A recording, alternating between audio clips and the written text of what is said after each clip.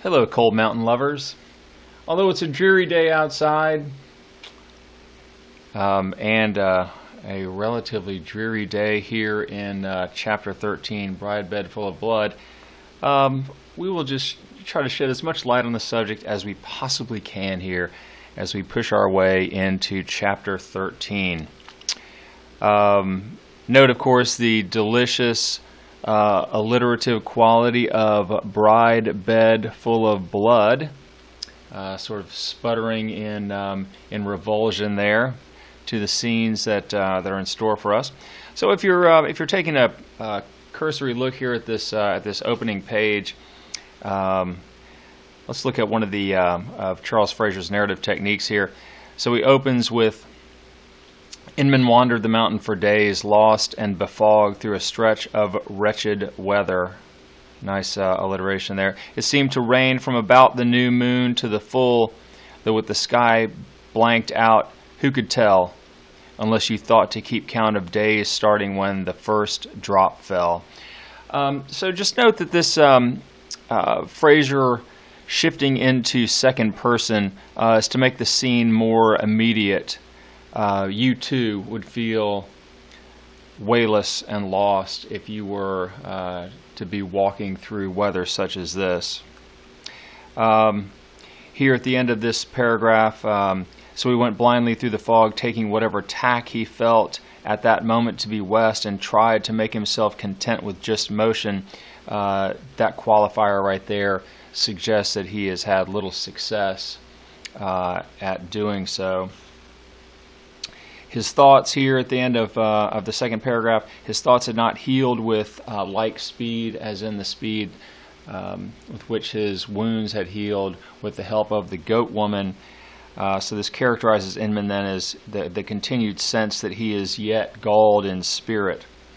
Notice all the negativity. It's sort of images of decline here in this last paragraph. The haversack became empty of food. The woods abandoned by game. He had gained little by the work that he had done trying to catch crawfish and so forth. Let's take a look then. Let's see if I can, maybe I need to back out of this just a touch. Not sure if this is going to help you or not. But in any case, so here we are at the top of my page 236. That, there he is grazing along the edge of a stream like some kind of beast, the sharp taste of cress in his mouth and no idea whatsoever in his mind. The payoff in this parallel construction is wonderfully surprising, right? So his head wet to the ears, the sharp taste of cress in his mouth and no idea whatsoever in his mind. Here he looked down into a pool and caught sight of his visage looking up at him, wavery and sinister, and he immediately frabbled his fingers in the water to break up the image, for he had no desire to look upon himself.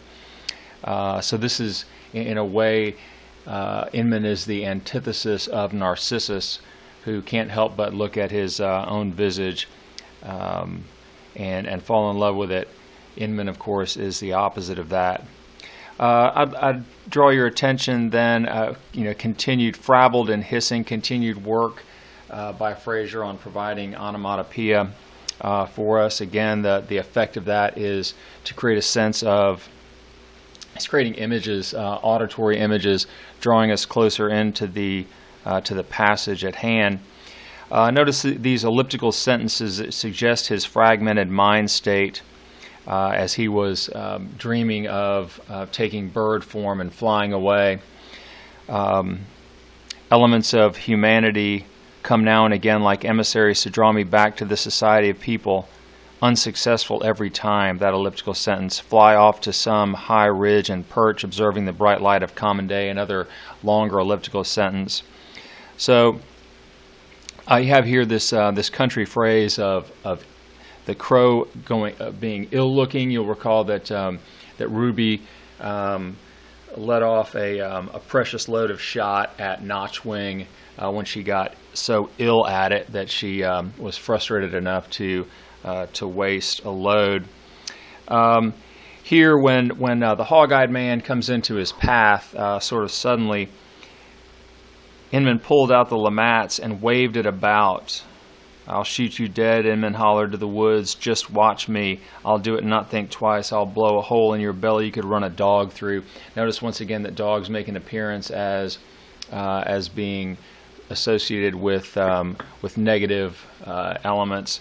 And so this him waving the lamats about suggests that he's got no plan of defense, just a reaction to threat, something like instinct taking over for him now.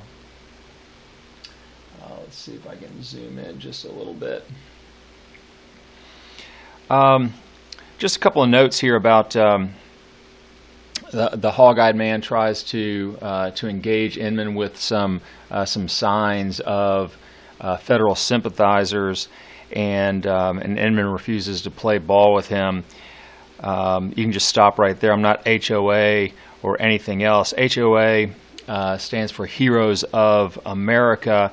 They were also known as the Red Strings. So these are a group in the South during the Civil War. They favored peace and an end to the Confederacy and a return to the Union.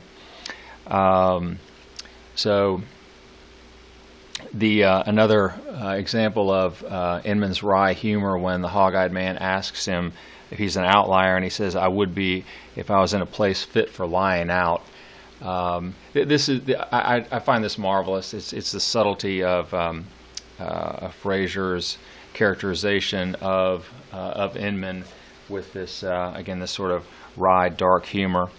Note the effect here of this sentence when the hog-eyed man talks about his son who was killed in Sharpsburg, and he said, "I attended the fight at Sharpsburg," Inman said. Note the effect of the passive voice here. The normal expression would be, "I fought at Sharpsburg," okay? But to say "I attended it" suggests that it was, like he was invited to a party, a gala, and was there as a guest or something of that nature.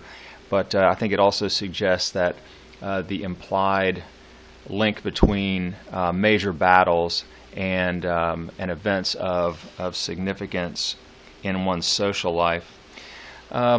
Let's see. I'm not gonna walk through the entire chapter, but I do want to draw your attention to some of the things sort of early on here. This paragraph that begins, "Rand fell slantwise and stinging on the wind. Inman wrapped himself in his ground cloth and walked on without slackening his pace. He looked cowled and robed as a pilgrim from days of yore, a dark monk out a wander for the good of his soul, seeking remedy and walking from being fouled by contact with the world." This is a relatively rare connection between Inman and a conventional Christian system of belief, but it also suggests again his belief that the world around him is foul and he is liable to become worse off by contact with it. So notice this marvelous. He walks up to approaches the girl's house, who we come to find out later is named Laura. And so he yells out. She sticks her head out, pulls it back in again. He heard the clack of a latch to secure the door. Afraid with good cause, Inman thought. So clack of a latch. So it's not only the onomatopoeia of clack, but also the assonance of latch. This is a marvelous paragraph here that begins, "She was a pretty thing."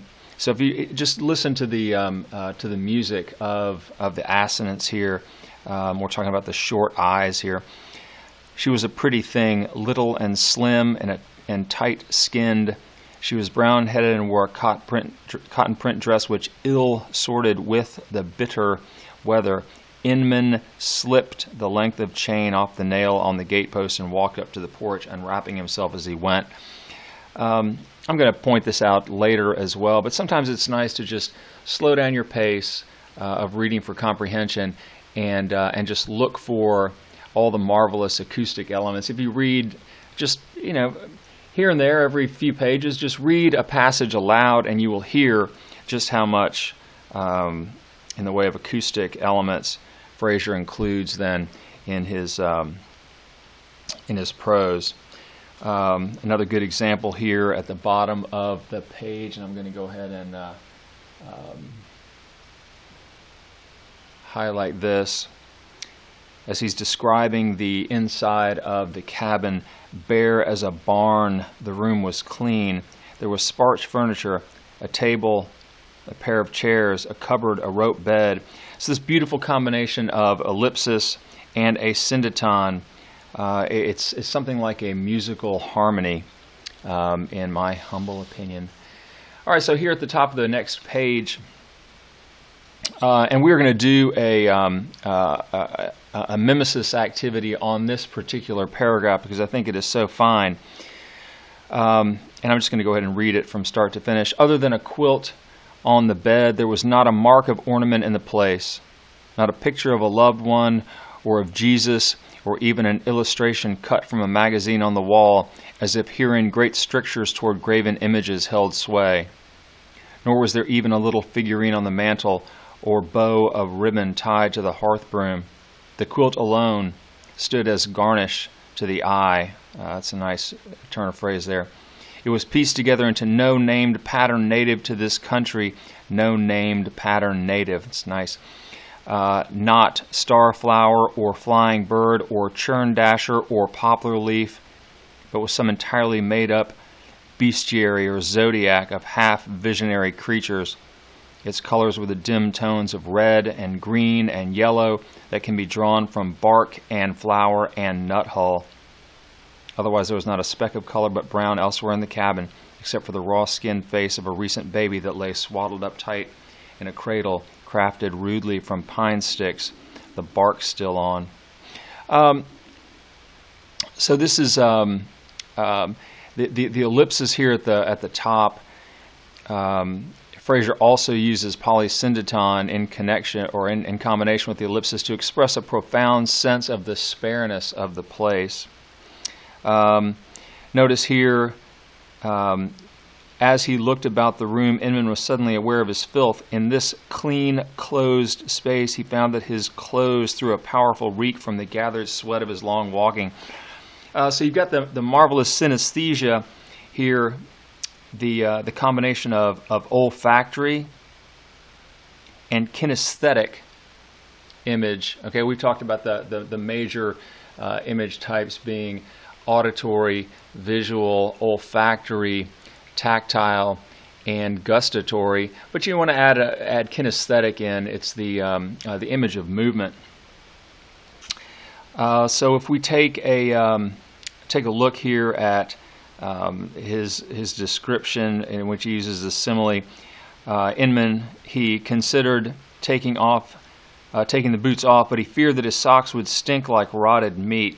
So if you were unpacking that simile, then the socks is the tenor, the vehicle is rotted meat. We're talking about the smell there, and so the ground is the foul aroma given off because of chemical release from microbe or yeast processes. I assume that if you've smelled rotted meat, you know that it smells a great deal like human fecal matter, and this is, of course, the image that Fraser is trying to create here. Let me see if I can move my camera back a little bit. Running out of room. All right, so one thing to just to point out here at the bottom of this page, puncheon. He looked down at his feet and noted that a half circle of puncheon was scuffed and worn pale around the front of the hearth, the way a dog on a rope will beat down the dirt at the perimeter of its range. So a puncheon is a split log with the face smooth that's used as flooring in a cabin. This is a marvelous onomatopoeia here. Put the hot beans in his mouth and gnawed the wedges of greasy bread at such a rate that he alarmed even himself. It's a marvelous detail there. Okay, let's see. This is, let me see if I can get this to autofocus a little bit. There we go, maybe it's a little bit better. Top of this page here.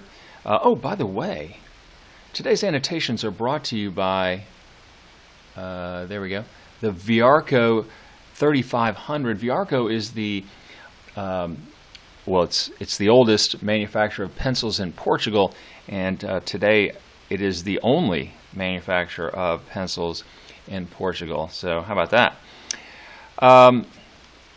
So this is a marvelous image here where she is watching, Laura's watching Inman eat. The woman had pulled the chair to the other side of the hearth and sat watching him as one would a boar feeding on carrion. That is to say, with a certain measure of fascinated disgust. So it's a nice oxymoron there, the fascinated disgust. This is one of the not uncommon and effective parentheticals that Fraser employs. This phrase here, that is to say, okay? Its effect is to narrow the distance between speaker and audience, and you would rightly characterize that or classify that as an ethos appeal. Okay. Other thing worth noting in this particular on this particular page is there at the bottom. You consider we talked about the diction of country people, so consider the rough diction of Appalachian folk, where she says, lay me out a little patch of corn, neither didn't make much this year. We had us a cow back in the summer, burnt down what little shed of a barn there was, broke open a blue tick hound. Fraser does a marvelous job of capturing the speech patterns of the southern Appalachians, having lived up there for some number of years. I can tell you that he is he's relatively accurate there in the way that he has done this.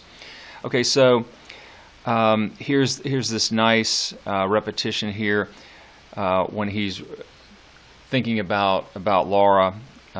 She would be old in 5 years from such a load. She's about 18 now, and recognizing this, Inman wished he had not set foot in this house. That's a good example of synecdoche. Wished he had kept walking, even if it meant falling by the wayside, never to rise again. That's a powerful statement to make, that the sadness of this scene is such that he might be willing to trade his own life to avoid having seen it. So here, again, this reflects something like Inman's attitude about the world around him, that if he allowed himself to ponder it for a minute, the sorrows of the world, he saw all the world hanging over the girl like the deadfall to a trap, ready to drop and crush. So this is the tenor of that simile, okay? But it's also hyperbolic, right? All the world hanging over the girl like a deadfall to a trap. This is a nice bit right here of characterization of Inman. I could help, Inman discovered himself to be saying. That should tell you all you really need to know about what is the true nature of this man, that he acts so often out of instinct, but I think the core of W.P. Inman is goodness, and although he is of course engaged in violent acts, at the heart of him is I believe to be a good man. So the diction reveals that Inman's fundamental nature is to be decent and kind despite how war has ravaged his spirit. This is another excellent piece of mountain vernacular. He was about as long as you are, meaning tall. A couple of other expressions that I picked up when I lived up in near Cumberland Gap in Upper East Tennessee is if you look at someone and you say, "Oh, you fell off some," meaning that you had lost weight. So there are a whole array of different expressions like that up there that are marvelous. Here's another good example of synesthesia. The air around the light seemed thick. Okay. He felt he had donned the husk of another life. So you have the implied metaphor there that if the tenor is clothes, okay, and the vehicle is husk, then the ground is a protective covering like you might find on an ear of corn or something of that nature. Okay, so here's I referenced this a little bit earlier, and I'll see if I can hit the autofocus and help us out here. That's not so great. That's fairly glaring light. I wonder if this works better without the LED. Let's see. That's okay. Inman climbed into the crib and burrowed up with his blankets as best he could into the cobs. Up the cove an owl called out a number of times, the calls descending in scale. The hog stirred and snuffled. Of course, this is the onomatopoeia there. And then fell silent. So my note is periodically, suspend your efforts toward reading for comprehension and pause long enough to note and appreciate the sheer beauty of the acoustics of the language. Let's see. Just the last couple of things I'm going to point out to you. And let me back out just a little bit. So here he is having pursued the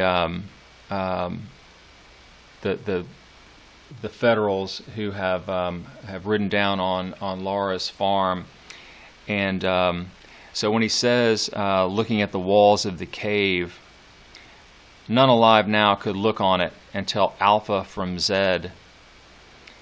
Then he goes on to say, other marks depicted beasts long departed from this earth or never here, mere figment residents of brain pans long since empty as an old gourd. It's just a marvelous image. So my point, this is from a writing style standpoint, is consider the options available to him. None alive now could look on it and tell Alpha from Zed. Typically we note heads or tails, yes, as we're trying to make sense of something. But I would just ask yourself, what are the other options that are available to you? Okay. All right, let's see. I have notes here about the Springfield. The rifles that these Union soldiers are carrying, probably a Springfield. It's called a Springfield 1863 that was manufactured by the Springfield Armory between 63 and 65. These were breech loading rifles, meaning from the back, rear loading, which increased the rate of fire significantly over what the Confederates mostly had, which is front end. What are called muzzle loaders then, okay? Let's see, this is another example of when I was talking about how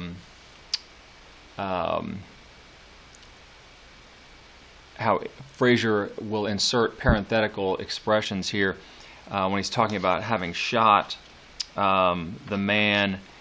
He fell, needless to say, in a heap, okay? So again, that narrows the distance between the speaker and the reader. It's another excellent example of the sort of unreserved bluntness of rural folk. When after dinner, Sarah says, "I believe you'd look some better if you shaved down." I love her bluntness. Anyway, that's all I have for you for now on this chapter. I assume that you can walk through the rest of it. The quiz is going to be made available here at noon, and you have until 5 o'clock to go ahead and take it. Okay, so enjoy your reading of this chapter, and I look forward to talking to you guys in class tomorrow.